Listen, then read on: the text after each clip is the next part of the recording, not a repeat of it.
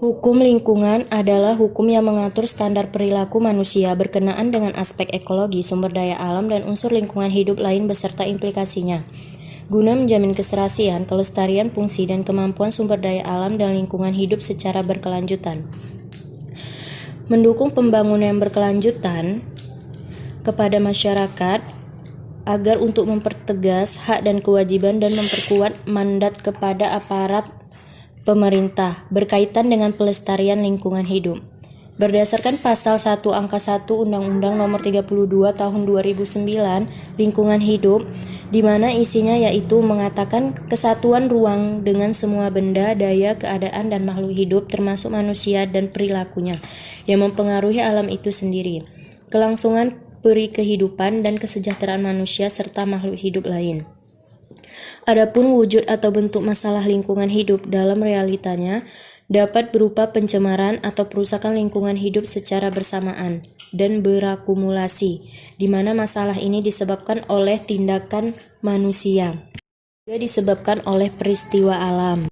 Dengan demikian, perlindungan dan pengelolaan lingkungan hidup atau yang disingkat dengan PPLH mencakup upaya perencanaan, pemanfaatan, pengendalian, pemeliharaan, pengawasan, dan penegakan hukum, di mana diatur mulai dari pasal 4 hingga pasal 96 Undang-Undang Perlindungan dan Pengelolaan Lingkungan Hidup atau yang disingkat dengan UU PPLH, atau mencakup 93 pasal dari 127 pasal dan pengelolaan dan perlindungan lingkungan hidup. Yang pertama, perencanaan perlindungan dan pengelolaan lingkungan hidup, di mana terdapat pada pasal 5 Undang-Undang Perlindungan dan Pengelolaan Lingkungan Hidup menetapkan bahwa perencanaan perlindungan dan pengelolaan lingkungan hidup